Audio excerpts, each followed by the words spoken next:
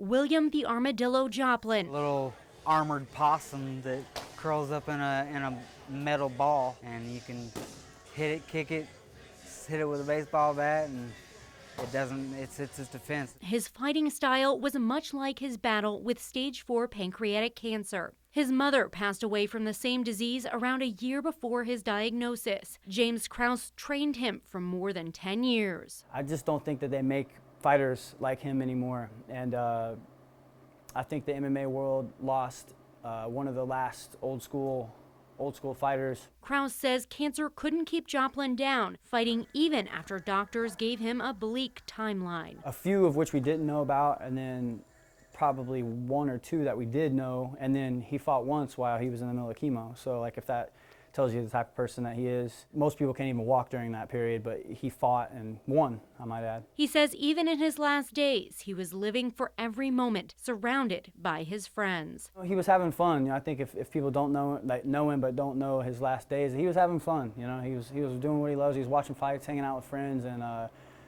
you know, nobody likes to talk about death, but I would like to think the last few days he had were fun. Krause says giving up was something the Armadillo couldn't do. He was one of the most coachable fighters that I've ever had. You say jump, he'll say how high, you know, and he can be just beaten, battered, and bloody, and he'll still look to you and say, hey, what do I do next? And with no complaints. No matter how bad things are, you know, and how crappy you're feeling, and no matter what anybody says, like, you got 6 months to live. That doesn't mean you give up, you know.